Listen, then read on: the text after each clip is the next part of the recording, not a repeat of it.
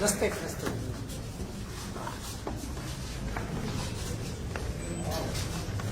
Ես չգիտեմ, մեր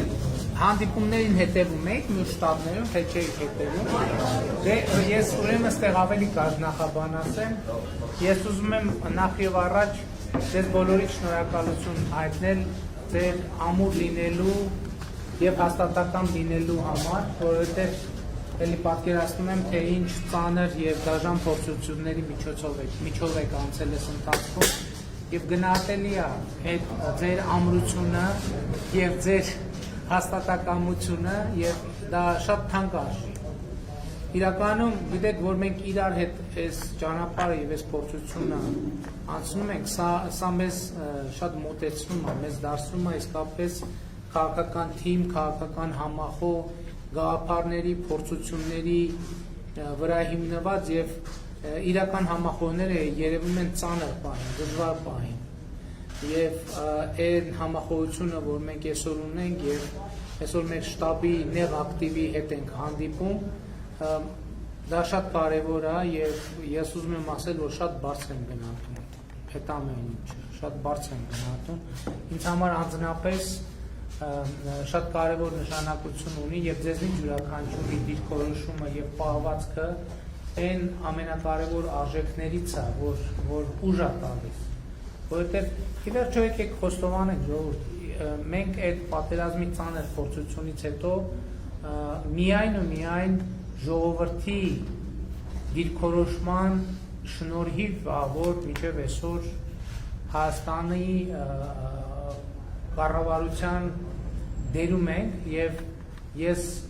համոզված եմ, որ նաեւ առաջիկա ընտրություններում մեր ժողովուրդը իր հստակ դիրքորոշումը ասելու է, որովհետեւ մեր ժողովուրդը իր դիրքորոշումները կառուցում է ճշմարտության եւ արդարության վրա։ Չի կարող ժողովուրդը, որը ինքը երկար տարիներ պայքարել է արդարության համար, երկար տարիներ պայքարել է ճշմարտության համար, չի կարող անարդար գտնվել այս ընտրություններում եւ մենք անընդհատ քննարկում ենք այդ օրինակ այդ կարող է իրոք այդ աթոռից կարճած լինելու այդ բանաձևն է, որը մենք պետք է այլևս այդպիսի հավակնություն չունենանք։ Այս հարցում էլ են մարդիկ որոշում կայացրել,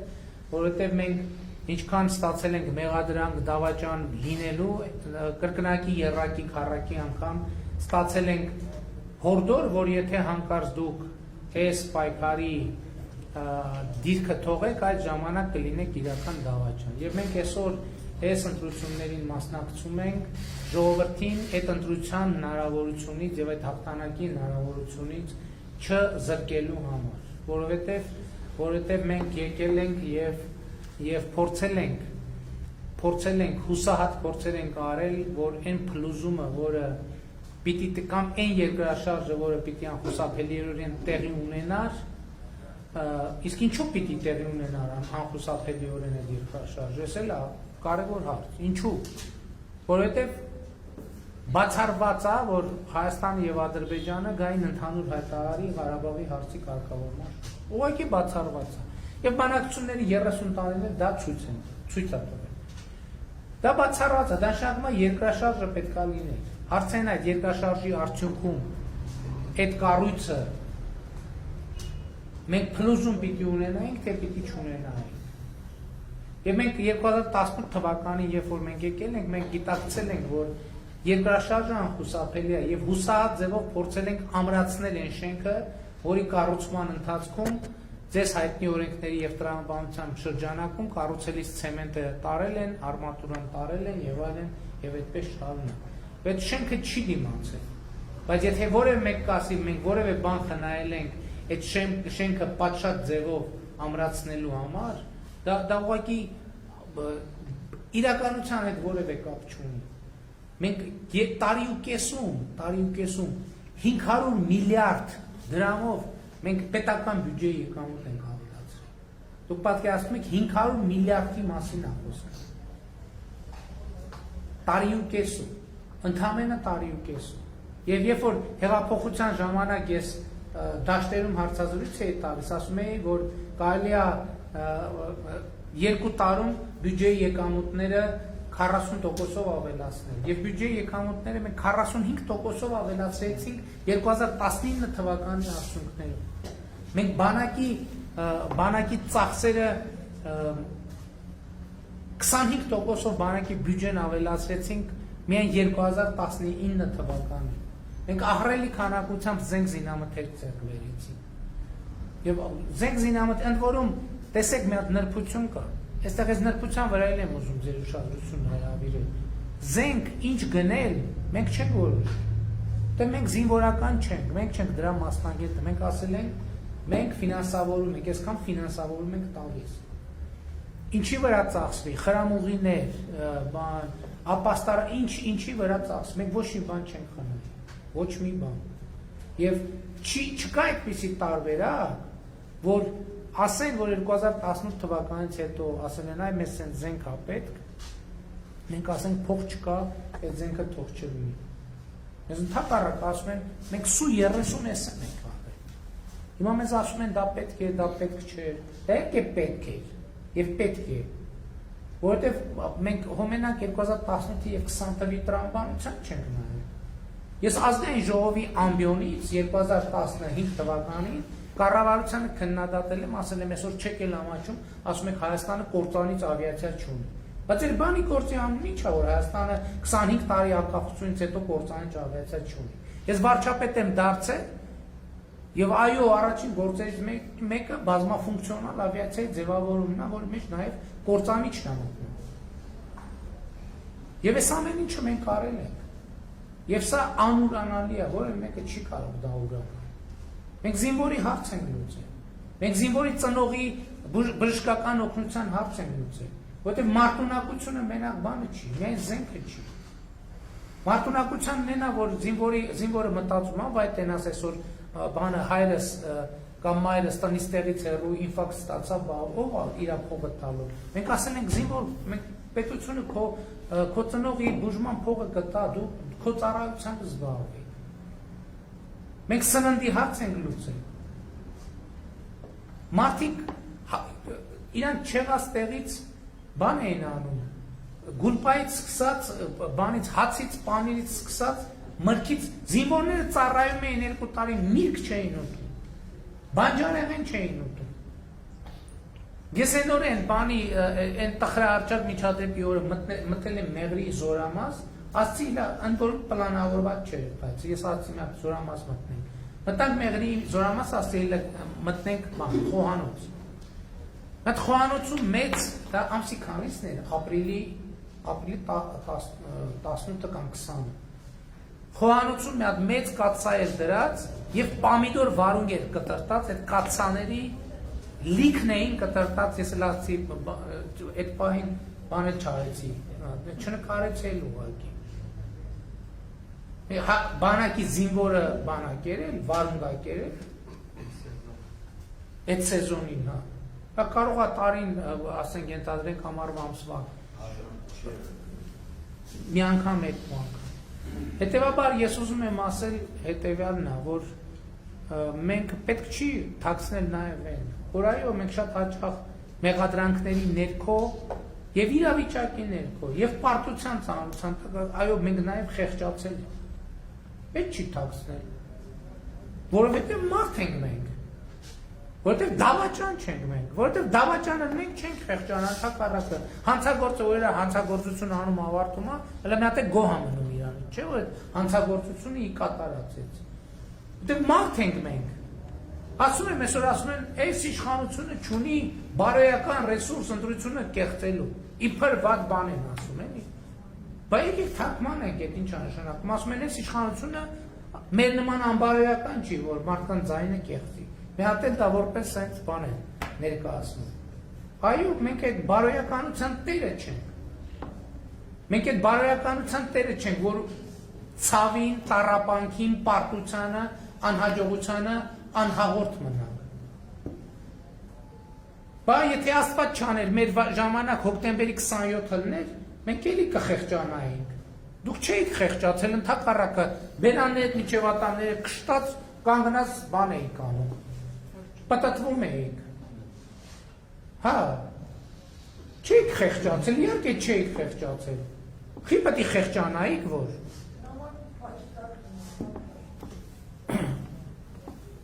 այո, այդ մեր թերություններից է, բայց դա նաև մեր առավելություններից է, որովհետև այդտեղ էլ ուրիշ խնդիր կա։ Մենք ուզում ենք մեր բանը, մեր նպատակադրումը եղել է, որ երկրում ինստիտուտներ կան, որ արդարադատությունը անձնական քմահաճույքների ձևավորված չլինի։ Այո, մենք ազատություն ենք տվել, ժողովուրդ։ Մենք մարդկանց ենք ազատություն տվել, մենք դատավորներին էլ ենք տվել ազատություն։ Դատավորներին էլ ենք տվել ազատություն։ Մենք մարդկանց էլ ենք տվել ազատություն, որովհետև այսօր ես վիճակագրությունը հրապարակել եմ մի քանի անգամ, այսօր Հայաստանի Հանրապետության, երրորդ հանրապետության պատմության մեջ ամենաքիչ թվով կալանավորված եւ դատապարտված անձը կա քրեակատարողական հիմնարկներում։ Դրանք հազարավոր մարդիկ են։ Դրանք հազարավոր ընտանիքներ են, որոնք հացից զրկվել են, բայց մյուս կողմից իրենց կալանավորներին հաց տալիս չեն եղել։ Այդ մարդիկ իրենց չեղած տեղը, իրենց տուժած տեղը մի հատ էլ պարտքերի տակ են ընկել, որ բանում գաղութում կալանավայրում կալանավոր պահեն։ Այսօր երրորդ հանրապետության պատմության մեջ առաջին անգամ կալանավորը պետության տված հացը ուտում է։ Եվ պետության տված, ես էլ եմ բանտում նստել։ Պետության տված հացը ուտելը նշանակում է բան տենց անճարի էլի, որ ընդհանրապես բան ես։ Այսօր մարդիկ պետության տված հացը ուտում են, որովհետև դա արժանապատիվ է, որովհետև մարդ զգում են, որ պետությունը նույնիսկ դատապարտյալին, նույնիսկ որն է կալանավորված անձին եւ դատապարտյալին վերաբերվում է արժանապատվորեն։ Ասում են Հայաստանում հեղափոխություն եղել է, թե չի եղել, բայց հեղափոխությունը պոզով փոչով է լինում։ Այդ հեղափոխությունը մարդկանց ազատություն է տվել։ Այդ հեղափոխությունը, եւ այո, այդ հեղափոխությունը մարդկանց ազատություն է տվել այնքան, որ այս ընտրություններով մարդիկ կարող են իրենց զրկել իրենց ազատությունից։ Այո, այդ ազատությունը տվել է։ Եվ ոչ մի իլյուզիա չլինի, ես մենք չենք պատրաստվում ոչ մի քվեաթղթիկ, ոչ թե չենք պատրաստվում, դա չկա, դա չի կարող լինի։ Դա ուղղակի որ եթե մարդկային գիտակցությունը համարենք բան համակարգչային ծրագրի նման մի բան, մեր ծրագրի մեջ այդպիսի ծրագիր չկա, ընտրություն կեղծել, չկա այդպիսի բան։ Եվ մենք հպարտ ենք դրանով։ Եվ դա է հեղափոխությունը։ Իսկ այն երկրաշարժը, որ եղել է, եւ այն փլուզումը, որ տեղի է ունեցել։ Հիմա փառք Աստծո դա արդեն բոլորին է հասկանալի եւ տեսանելի։ Ընդ որում դա ոչ թե սուբյեկտիվ քաղաքական գնահատական է, դա փաստերով, փաստաթղթերով ապացուցվող բան է։ Ով էր մեզ այսօր ասում են, եկել են մեղրի են տալիս։ Հետո ես իմացա, որ այդ մեղրի տվողների կուսակցության ներկայացուցիչներն են այդ դեպոսարկողները։ Մարդը դրել է պաշտոնապես անվտանգության խորհրդի նիստին, եւ եթե չլներ Վազգեն Սարգսյանի, Կարեն Դեմիրճյանի դիրքորոշումը, եւ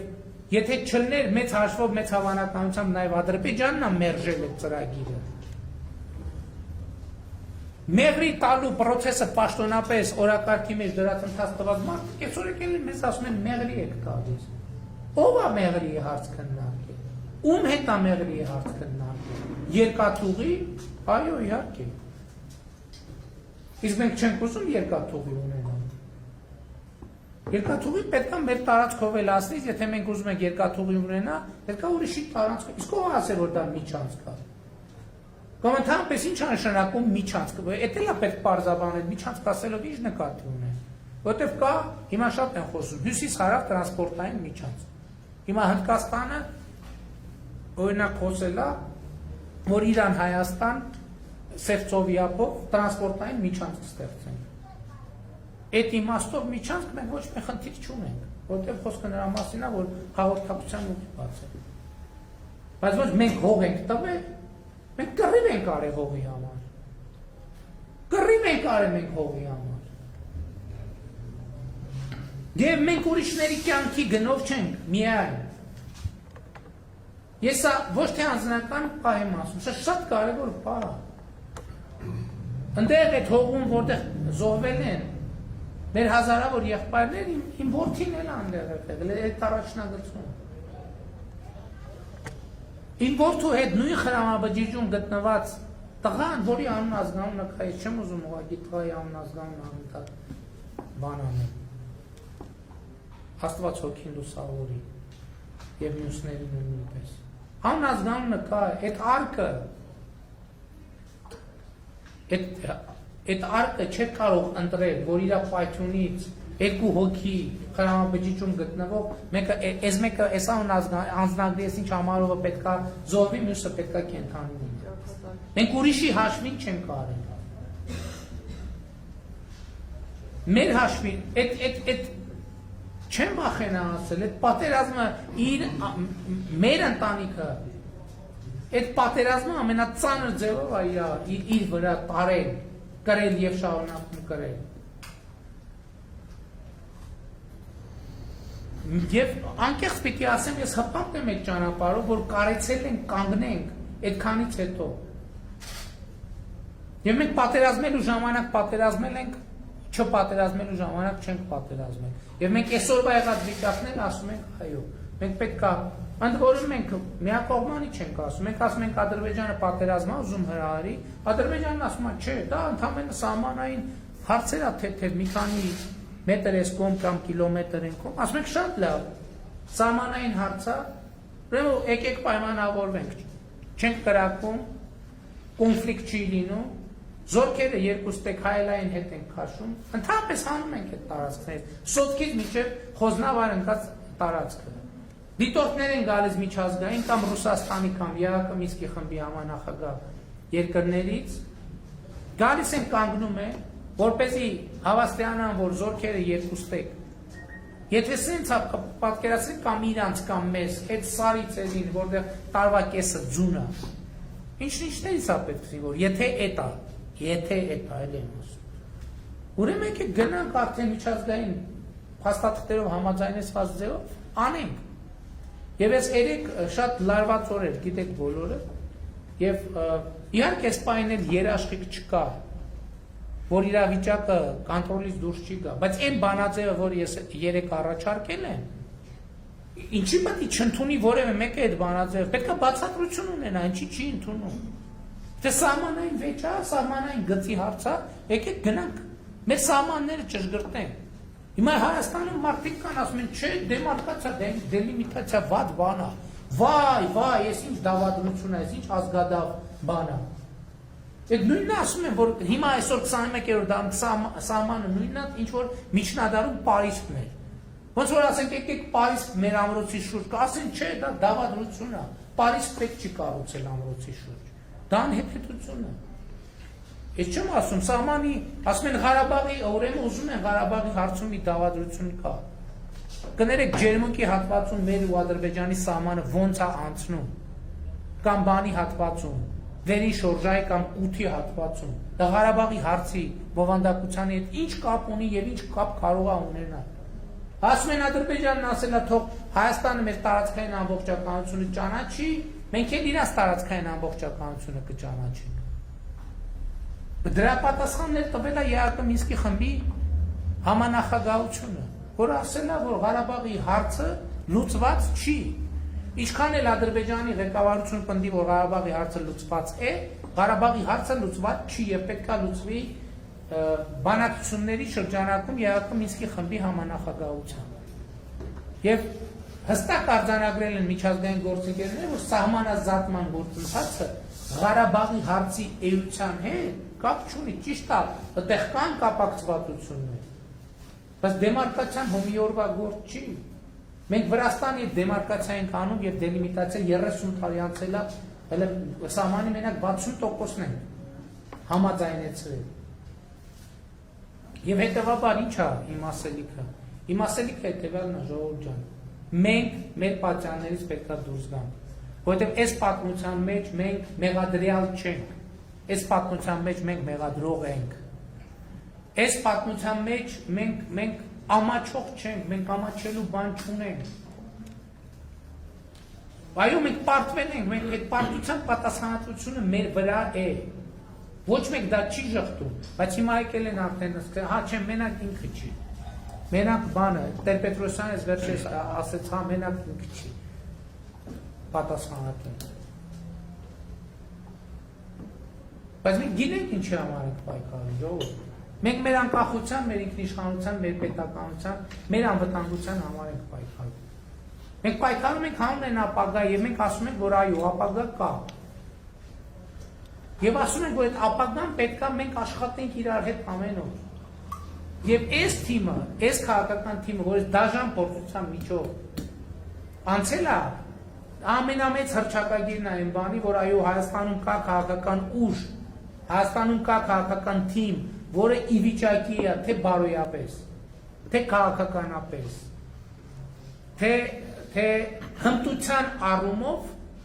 այդ ապագայի համար պայքարել։ Որտեւ շատ է խոսվում այն մասին կառավարման, ճգնաժամային կառավարման, իբր ես ասի կարճնախաբանք ասեմ։ Այս հետ պատերազման, տեսեք մեր երկիրը ինչ իրավիճակում է։ Մեր երկիրը 99%-անոց քաղաքացիական պատերազմի իրավիճակում էր։ Այն պայմաններում, երբ որ զենք զինամթերք ամեն ինչ կար։ Բայց ո՞ր է կառավարել այդ ճգնաժամը։ Որպես մենք կառավարել չգիտենք։ Այդպես օթից ընկավ, հա, այդ ամեն ինչը։ Որ մի հոգու մենք այդ քաղաքացիական պատերազմի անխուսափելի թվացող քաղաքացիական պատերազմի վիճակում մենք փառք Աստծո Հայաստանի ներսում մի հոգու, մի զոհ չունեցանք, մի կրակոց չունեցանք։ Այդ ամեն ինչի միջով անցնելու։ Եվ այո, մենք այսօր հպարտենք, որ իրավիճակը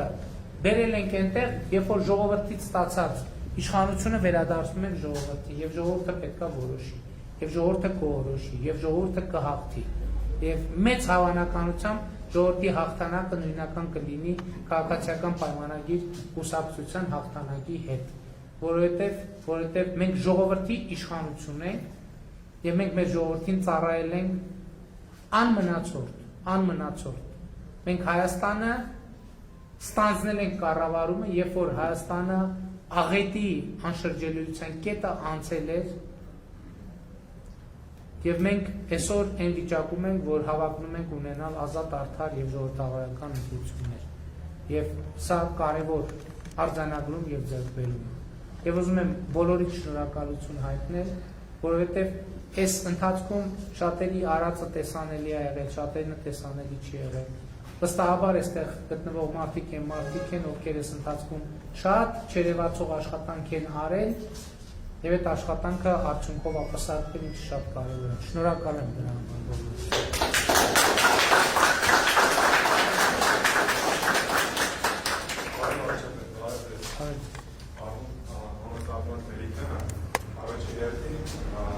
Հայաստանի Հանրապետության քաղաքացի։ Երկար տարիներ չեմ ապրել Հայաստանում, բայց տեսնելով իրավիճակը, երբ որ եղավ հեղափոխություն, ես մեծ սիրով հեղափոխվեցի ստեղ։ Ու մեծ հույսեր եմ կապում ձեր հետ եւ ընդհանրապես ձեր կուսակցության հետ։ Շատ շնորհակալ եմ, որ ինչ-որ մի բան կարողացաք փոխել։ Ես ինքս զգացել եմ փոփոխություններ դեպի լավ, իհարկե կան նաեւ վատ բաներ, բայց ես որպես քաղաքացի ես զգում եմ, որ ինչ-որ որևէ մի բան է փոխվում ու ես երևի իմ կարծիքն եմ ուզում հայտնեմ։ Մենք շատ ենք խոսում ընդհանուր ռուսական կողմի մասին։ Ես չեմ ուզում շոշափել ռուսներին, то есть մարդկանց, ես ուզում եմ շոշափել ռուսական կառավարությանը։ Ես ինքս իմ կարծիքն է, որ ինչ է ձեռնարկում ներկայային սենց կոչեմ ալյանս, դա Ալիևը, իմ կարծիքն եմ հայտարարել Պուտինը եւ հին ներկայացուցիչները մեր правительствային մեր իշխանության։ То есть ես սա նայում եմ թեկուզ մեր սահմանային իրավիճակը, որ ներկայային դիրում է, ես համարում եմ իրանց գործը դրել, իրանց հանած գործը, իրանց սադրում, որպեսզի դուք ինչ-որ որևէ խոչընդոտներ ունենաք ընտրության ժամանակ։ То есть սա ամեն ինչ կատարվում է, կատարվում է մոտիկ ընտրության ժամանակից։ То есть ես դա դիտարկում եմ որպես ուղղված քայլեր ձեր դեմ, այդ տրոյցայի։ То есть դա կարծիքն է, ինչ-որ որևէ քայլեր, ինչ-որ որևէ կետակ ձեռնարկում է, որ այդպիսի բաներ չշարունակեն կատարվել, որովհետև այդքան մենք մոտենում ենք ընտրություններին, այդքան ավելի շատ դեմպինգ է գալի այդ երկի կողմից։ Շատ լավ, ես շնորհակալ եմ հարցի համար։ Ես պիտի հետևյալը ասեմ ձեզ, որ որոշ մասով համաձայն եմ ձեր հարցադրման հետ, որոշ մասով համաձայն չեմ։ Ես նախկինում ասել եմ, որ Ադրբեջանի նախագահը, ես համոզված եմ, որ նաև որոշակի գործողություններ անում է Հայաստանում ընտրությունների արդյունքների վրա ներազդելու համար։ Եվ ես չեմ բացառում, որ հայաստանյան որոշակի շրջանակների հետ կան որոշակի փոխգործակցության մեխանիզմներ։ Չեմ կարող բացառել, բայց թույլ տվեք չհամաձայնել Ռուսաստանի Դաշնության պարագայի հետ, որտեղ Ռուսաստանի Դաշնության նախագահի հետ մենք ունենք շատ լավ եւ շատ ջերմ անձնական հարաբերություններ եւ նաեւ գործնական հարաբերություններ։ Իհարկե մյուս կողմից նաեւ չեմ կարող չարձանագրել եւ գիտեմ, որ մեր հանրության շրջանում որոշակի հարցեր են ծագել, մասնավորապես մայիսի 12-ի իրադարձություններից հետո կապված սահմանային մեր իրադրությանը հավաքական անվտանգության պայմանագրի կազմակերպության արձագանքի մասով, ինչ որ չափով նաև Ռուսաստանի Դաշնության կողմից իր դաշնակցային պարտավորությունները կատարելու վերաբերյալ, բայց ես համոզված եմ, որ Ռուսաստանի Դաշնությունը լիարժեքաբար իր դաշնակցային պարտավորությունները կկատարի։ Հիմա էլ մեր պաշտպանության նախարարը Մոսկվայում է, ես այստեղ գտնալուց առաջ հեռախոսով իր հետ էի խոսում մեքենայի մեջ, ինքը պատմեց Ռուսաստանի Դաշնության պաշտպանության նախարարի հետ իր ունեցած հանդիպման եւ խոսակցությունների մասին, ես հույս ունեմ, որ ընդ որում եկեք տեսեք արձանագրեն։ Ես երեք արել եմ առաջարկ հարցի հանգուցալուծման եւ եթե բոլորը իրենց հրապարակումներում ազնիվ են, այդ առաջարկությունը չի կարող անընդունելի լինել ուղղակի, չի կարող։ Եվ հետեւաբար մնում է, որ մենք Ռուսաստանի եւ ԵԱՀԿ Մինսկի խմբի համանախագահության աջակցությամբ այդ առաջարկները կյանքի կոչենք եւ լուծենք այդ հարցը։ Ընդ որում շատ կարեւոր է, երբ որ մենք այդ հարցը լուծենք, ոչ միայն այս դրվագով կլուծենք, այլև սկզբունքային կլուծենք այդ հարցը, համարելով, որ այս սահմանային թեմաների հետ կապված այլևս այդպիսի ուժային ակնարկներ, գործողություններ, օպերացիաներ չեն լինի։ Եվ ես հույս ունեմ, որ եւ Ռուսաստանի Դաշնությունը եւ մեր մյուս գործընկերները, ովքեր հետաքրքրված են, կարձագանքեն առաջարկին, եւ մենք կգնանք առաջ։ Ինչ վերաբերվում է արտաքին ուժերի կողմից Հայաստանի ընտրությունների արդյունքների վրա ազդելու ցանկությանը հնարավոր, ի վերջո Հայաստանի Հանրապետության յուրաքանչյուր քաղաքացի իրադրությունը գնահատելու եւ արձագանքելու հնարավորություն ունի։ Ընտրությունները չեն կեղծվելու եւ մեր քաղաքացիները ունեն հնարավորություն ընտրելու նրան,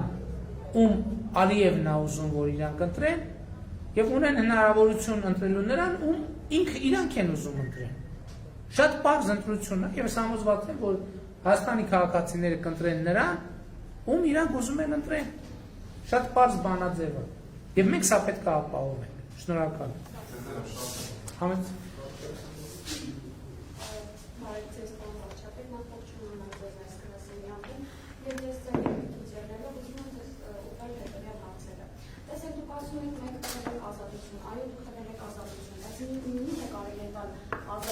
Այս իբերանի, որևէցի նորություններ է տեղադրում,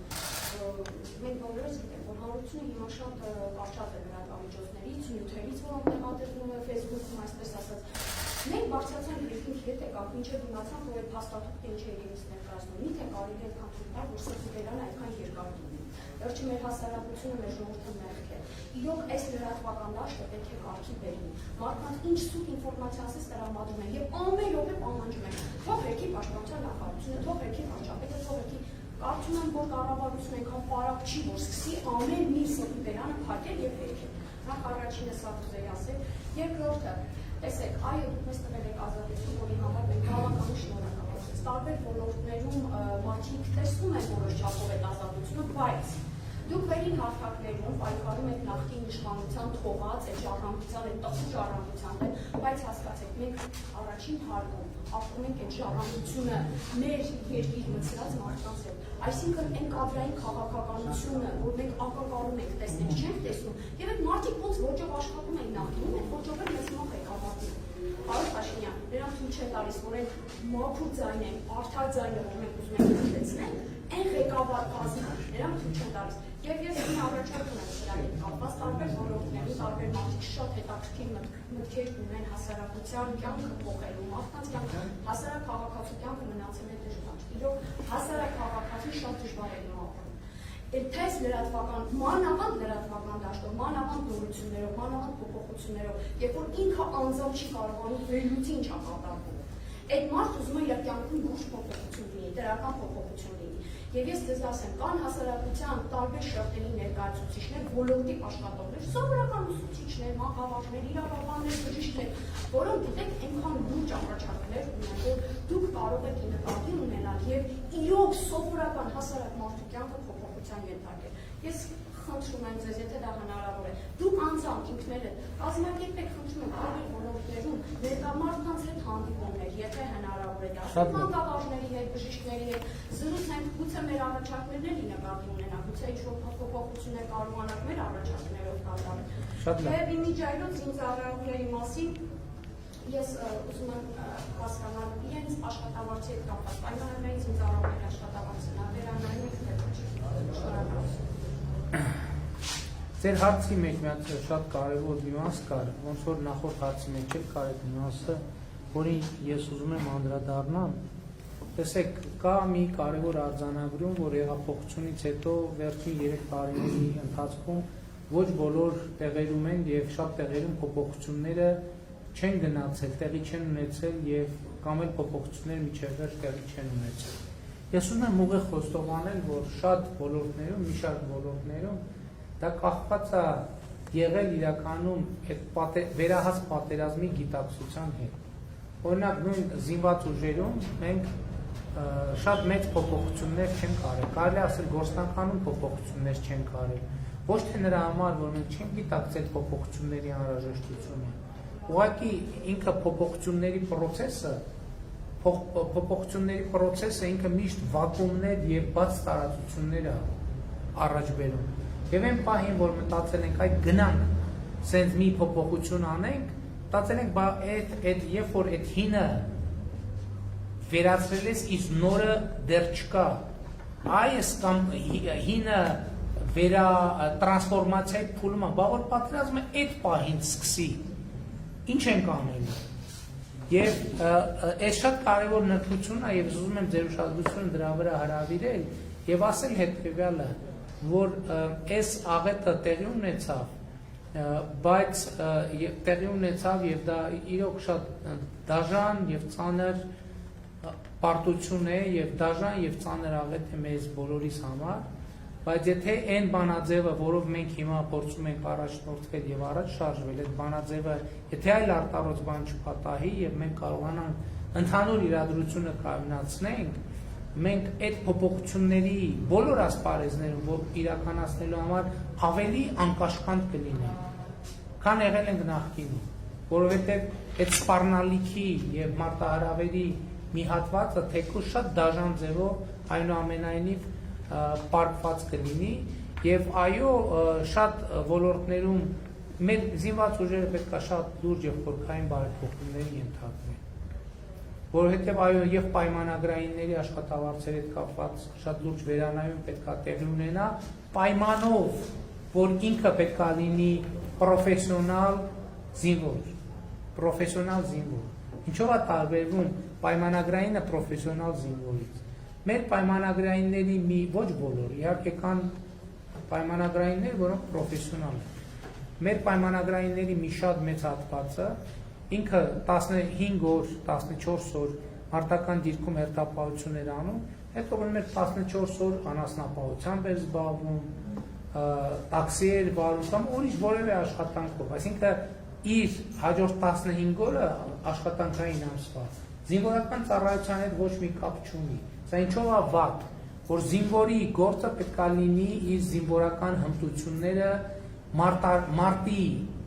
եւ ռազմավարության եւ մարտավարության իր իմացությունը, զենք կիրառելու իր հմտությունները զարգացնելու։ Եվ մենք պրոֆեսիոնալ բանակ ասելով հասկանում ենք դա, ընդ որում մեր պատկերացումը հետեւյալն է, որ այդ պրոֆեսիոնալ զինվորը ոչ թե սահմանում խրամատում պետք է լինի, այլ ինքը պետք է լինի զորամասում, որովհետև իդեալի մեջ սահման պահելը, այ դեմարկացիան դրանով է կարևոր։ սահման պահելը ոչ թե զինվորի խնդիրն է, այլ սահմանապահի խնդիրն է։ Այդ ընթացքում զինված ուժերը պետք է լինեն զորամասում, որ անընդհատ զբաղվեն մարտավարության, տեխնիկական միջոցների, գիտելիքների, հմտությունների զարգացմամբ, երբ որ ահազանգ գա, որ սահմանի հատում է եղել եւ սահմանապահների ուժերից վեր է, իրանք արագ դեպքի վայր հասնելու միջոցներ ձեռնարկելու հմտություն ունենան։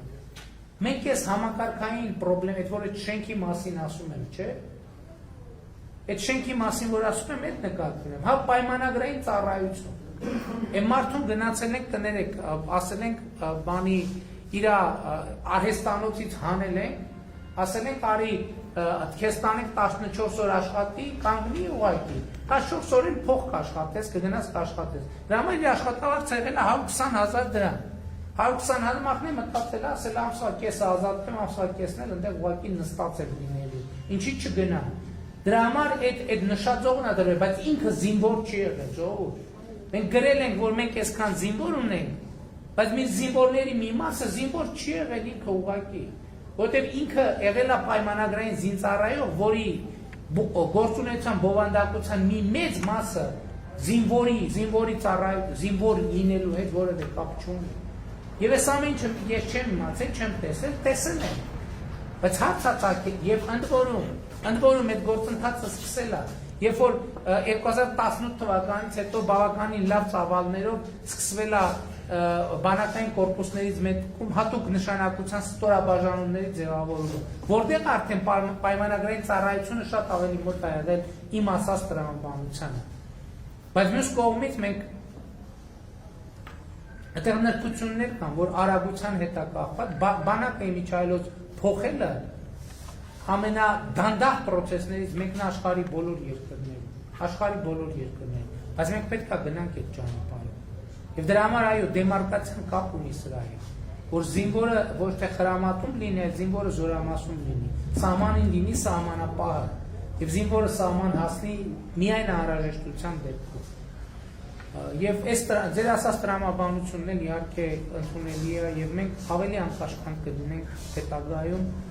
հույս ունեմ ժողովրդի մեզ տված վստահության կվեի հարցում։ Շնորհակալ եմ ձեր թույլտվությամբ ամփոփենք, որովհետեւ ես առավոտից արդեն շատ երկար հանդիպումների եմ եւ բազմաթիվ հարցերի եմ պատասխանել։ Շնորհակալ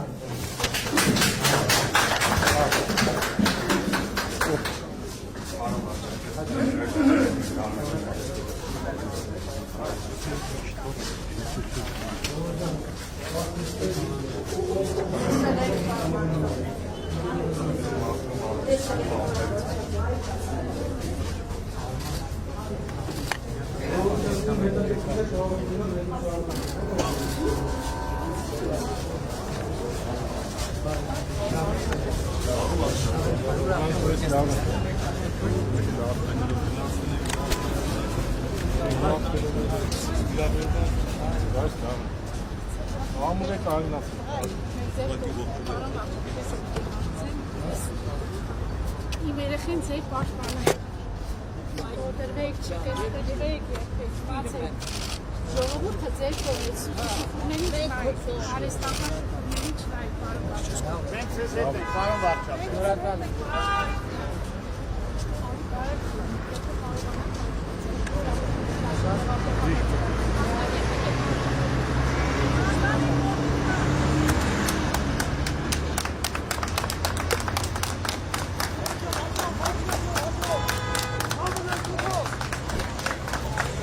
Տիկո,